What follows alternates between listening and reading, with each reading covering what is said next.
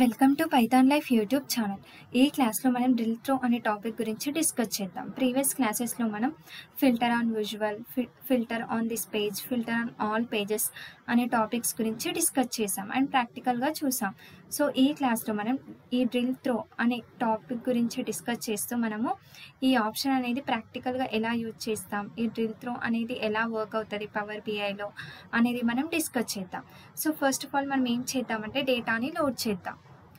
మనకు దేనికైనా first data కావాలి కాబట్టి ఫ్రమ్ ఎక్సెల్ వర్క్ బుక్ నుంచి నేను శాంపుల్ సూపర్ స్టోర్ అనే ఫైల్ని నేను తీసుకుంటున్నాను.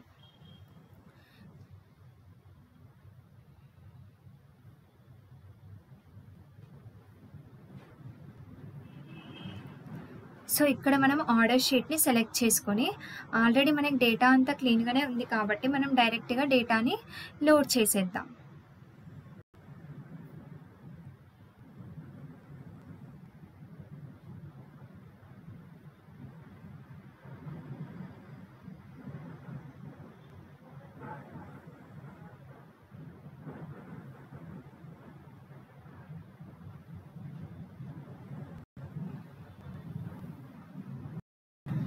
సో ఇప్పుడు మనకి డేటా అనేది లోడ్ అయిపోయింది. మనకి right hand side different fields అనేటివి వచ్చేసాయి. సో ఇక్కడ మనము పేజ్ 1 ఉంది కదా, సో నేను ఇక్కడ 2 పేజెస్ని తీసుకున్నాను, ఇంకా పేజ్ 2, పేజ్ 3. సో ఇప్పుడు పేజ్ 1ని నేను ఏమని రీనేమ్ చేస్తున్నాను అంటే P1, అలాగే పేజ్ 2ని P2 అని, అండ్ నెక్స్ట్ పేజ్ 3ని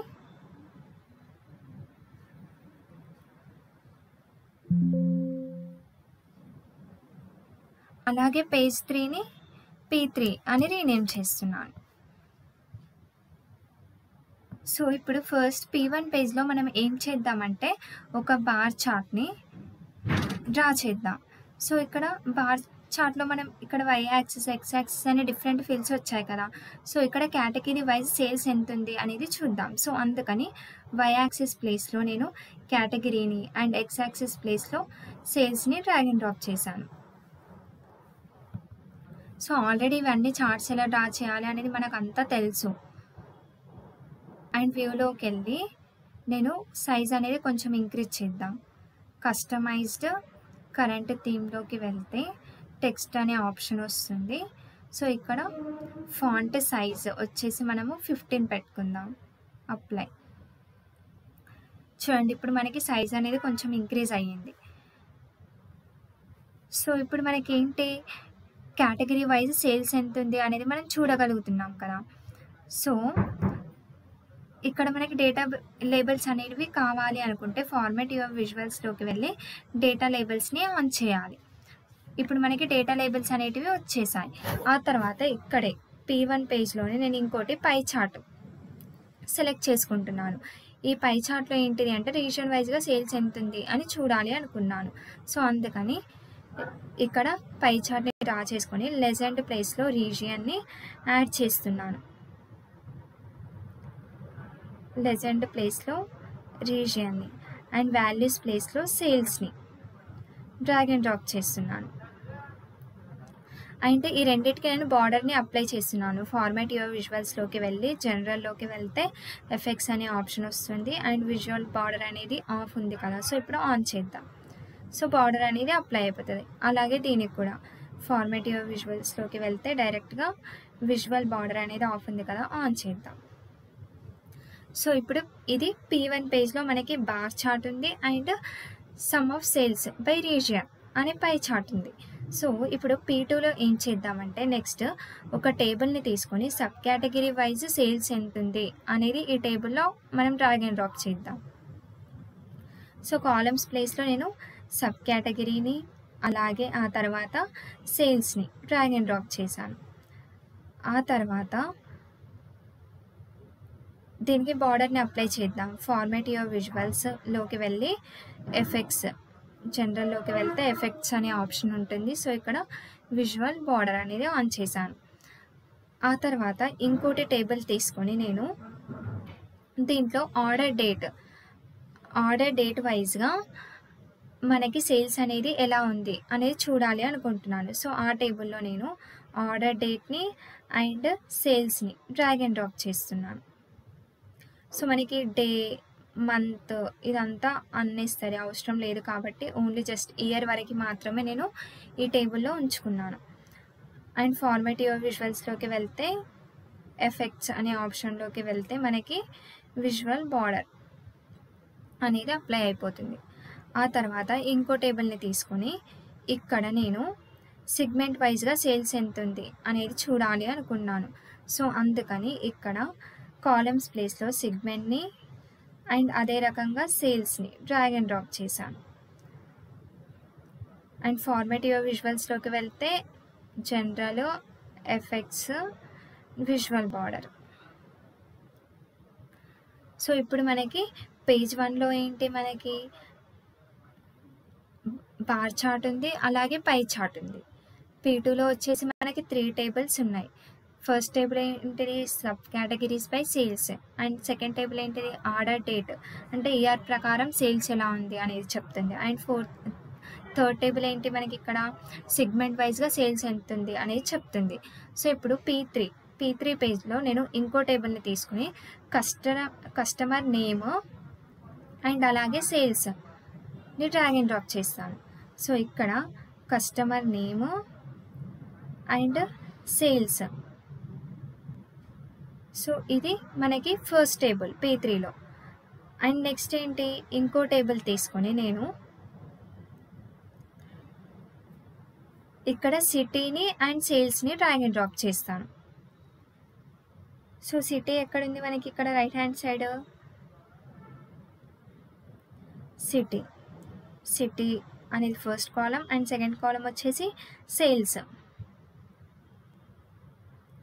చూడండి ఇప్పుడు మనం బార్డర్ని అప్లై చేద్దాం.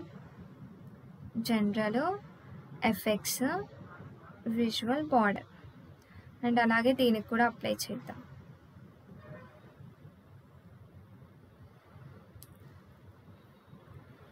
సో ఇప్పటివరకు ఏంటి, మనం ఒక 3 పేజెస్ని తీసుకున్నాం. ఫస్ట్ పేజ్లో బార్ చార్ట్ ఉంది అండ్ పై చార్ట్ ఉంది. సెకండ్ పేజ్లో వచ్చేసి మనకి P2లో 3 సేల్స్ని రిప్రజెంట్ చేస్తున్నాయి, sub category wise, year wise and segment wise.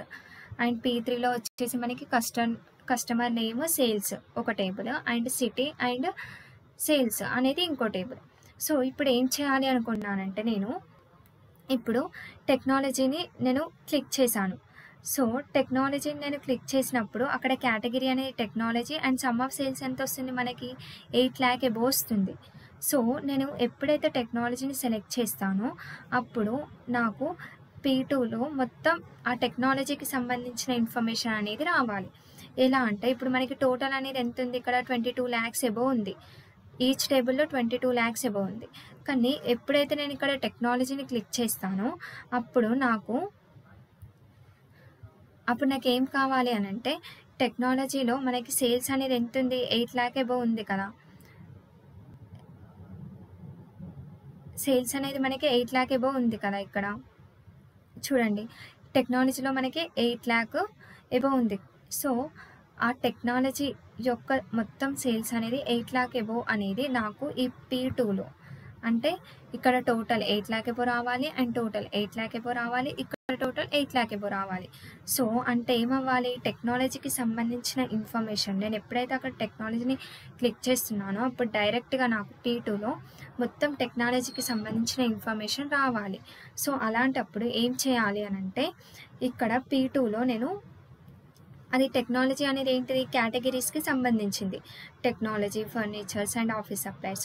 So ఇక్కడ చూడండి మనకి వాల్యూస్, డ్రిల్ త్రో అనే ఆప్షన్ ఉంది కదా. ఇక్కడ add drill through fields here అని ఉంది. సో ఇక్కడ నేను కేటగిరీస్ని యాడ్ చేస్తున్నాను. సో ఇక్కడ కేటగిరీస్ని నేను యాడ్ చేశాను కాబట్టి ఇప్పుడు P1లోకి వెళ్ళి నేను ఇక్కడ టెక్నాలజీ ఉంది. సో టెక్నాలజీకి రైట్ క్లిక్ చేస్తే చూడండి మనకి డ్రిల్ త్రో అనే ఆప్షన్ కనిపిస్తుంది. డ్రిల్ త్రో P2 అని వచ్చింది. సో ఇప్పుడు నేను దీన్ని సెలెక్ట్ చేశాను అనుకోండి, క్లిక్ చేశాను. సో అప్పుడు చూడండి టెక్నాలజీకి సంబంధించిన ఇన్ఫర్మేషన్ మొత్తం ఈ P2లోకి వచ్చేసింది. ఎలా, టెక్నాలజీ కేటగిరీకి సంబంధించిన సబ్ కేటగిరీస్ మాత్రమే వచ్చాయి. అండ్ టోటల్ ఎంత వచ్చింది మనకి 8 lakh అబోవ్ వచ్చింది. అండ్ ఇయర్ కూడా టెక్నాలజీకి సంబంధించిన ఇయర్స్ వచ్చాయి. అండ్ టోటల్ మనకి 8 lakh అబోవ్ వచ్చింది. అలాగే ఇక్కడ కూడా సెగ్మెంట్స్ కూడా అలానే 8 lakh అబోవ్ వచ్చింది టోటల్ అనేది సేల్స్ మనకి. సో ఈ రకంగా మనం డ్రిల్ త్రో ఆప్షన్ని యూజ్ చేసి మనము నెక్స్ట్ పేజ్కి ఆ ఇన్ఫర్మేషన్ని మొత్తం కన్వర్ట్ చేయొచ్చు. సో ఇప్పుడు ఏంటిది అనంటే P1లో అదే ఇప్పుడు నేను ఒకవేళ పై చార్ట్కి రైట్ క్లిక్ చేస్తాను చూడండి, మనకి డ్రిల్ త్రో ఆప్షన్ అనేది రాదు. ఎందుకు రాదు అనంటే మనం దీనికి అప్లై చేయలేదు, ఆ డ్రిల్ త్రో ఫిల్ని మనం ఇక్కడ అప్లై చేయలేదు. సో అందుకని మనం రైట్ క్లిక్ చేస్తే మనకి డ్రిల్ త్రో అనే ఆప్షన్ రాదు. Just group data, include, exclude ఆ ఆప్షన్స్ వరకు మాత్రమే మనకి కనిపిస్తుంది. సో ఈ రకంగా మనము ఈ డ్రిల్ త్రో ఆప్షన్ని యూజ్ చేస్తాం. సో ఇప్పుడు ఇంకోటి ఎగ్జాంపుల్ చెప్తాను. ఇందాక మనం టెక్నాలజీ చూసాం కదా, ఇప్పుడు ఒకవేళ నేను ఫర్నిచర్ని చూడాలి అనుకున్నాను. సో అప్పుడు right click, drill throw option, P2. చూడండి ఇప్పుడు ఫర్నిచర్కి సంబంధించిన ఇన్ఫర్మేషన్ మొత్తం వచ్చింది. చూడండి book cases, chairs, tables, furnishings. So ఇవన్నీ కూడా మనకి సబ్ కేటగిరీస్ అనేవి దేంట్లో ఉన్నాయి, ఫర్నిచర్స్లో ఉన్నాయి. సో ఫర్నిచర్ యొక్క టోటల్ సేల్స్ అనేది ఎంత ఉంది, 7 lakh అబోవ్ వచ్చింది. ఇక్కడ చూడండి మనకి ఫర్నిచర్లో మనకి టోటల్ సేల్స్ ఎంత ఉంది, 7 lakh అబోవ్ ఉంది. సో అందుకని ఇక్కడ P2లో కూడా మనకి టోటల్ అనేది సమ్ ఆఫ్ సేల్స్ అనేది 3 టేబుల్స్లో కూడా 7 lakh అబోవ్ వచ్చింది. సో అలాగే ఇప్పుడు మీకు ఈ బార్ చార్ట్ని చూపించాను కదా, ఇప్పుడు మనం పై చార్ట్ని కూడా అలాగే చూద్దాం. సో ఇప్పుడు P3 ఉంది. నాకు P3లో మొత్తం నేను ఎప్పుడైతే P1లో రీజియన్ని క్లిక్ చేస్తానో, ఏ రీజియన్ని క్లిక్ చేస్తే ఆ రీజియన్ యొక్క ఇన్ఫర్మేషన్ అనేది నాకు P3లో రావాలి. సో ఇక్కడ టోటల్ అనేది 22 lakh అబోవ్ ఉంది ఇక్కడ కూడా. కానీ ఇక్కడ రీజియన్ యొక్క ఇప్పుడు ఇక్కడ చూడండి సౌత్ రీజియన్ యొక్క సేల్స్ ఎంత ఉంది, 391 అలా ఉంది కదా. సో ఇప్పుడు ఆ సమ్ ఆఫ్ సేల్స్ అనేది నాకు ఈ P3లో రావాలి. సో అప్పుడు ఏం చేయాలి అని అంటే ఈ P3ని మనం సెలెక్ట్ చేసినప్పుడు పేజ్ 3ని ఇక్కడ చూడండి మనకి డ్రిల్ త్రో అనే ఆప్షన్ వస్తుంది. సో ఇక్కడ మనం మెయిన్గా మనం రీజియన్ వైజ్గా చూడాలి అనుకున్నాం. సో అందుకని ఇక్కడ keep all filters, add drill through fields here అన్నప్పుడు పై చార్ట్లో రీజియన్ వైజ్గా సేల్స్ ఉంది. సో అందుకని మనం ఇక్కడ రీజియన్ని యాడ్ చేస్తున్నాం. చూడండి రీజియన్ని మనం ఇక్కడ యాడ్ చేద్దాం, రీజియన్ ఫిల్ని. సో ఇక్కడ రీజియన్ అనేది మనకి ఇక్కడ యాడ్ అయిపోయింది. సో ఇప్పుడు మనం P1లోకి వెళ్ళి ఇందాక మనకి రైట్ క్లిక్ చేస్తే రాలేదు. ఇప్పుడు చూడండి సౌత్ రీజియన్ని సెలెక్ట్ చేశాను, రైట్ క్లిక్ చేసినప్పుడు చూడండి మనకి డ్రిల్ త్రో అనే ఆప్షన్ అనేది వచ్చింది. సో డ్రిల్ త్రో P3 అనేది కనిపిస్తుంది. ఇప్పుడు P3ని మనం క్లిక్ చేస్తే చూడండి ఇక్కడ టోటల్ అనేది మనకి 3 lakh అబోవ్ వచ్చింది ఫస్ట్ టేబుల్లో అండ్ సెకండ్ టేబుల్లో. అలాగే ఇప్పుడు ఇంకో రీజియన్ని మనం సెలెక్ట్ చేసుకుందాం, వెస్ట్ రీజియన్ని చూద్దాం. వెస్ట్ రీజియన్ యొక్క సేల్స్ అనేది ఎంత ఉంది, 7 lakh అబోవ్ ఉంది ఇక్కడ కూడా. సో ఈ రకంగా మనము ఈ డ్రిల్ త్రో అనే కాన్సెప్ట్ని ఈ పవర్ BIలో యూజ్ చేస్తాం. సో ఈ క్లాస్ మీ అందరికీ క్లియర్గా అర్థమైంది అని అనుకుంటున్నాను. Thank you. నెక్స్ట్ క్లాస్లో ఇంకో న్యూ టాపిక్ గురించి డిస్కస్ చేద్దాం.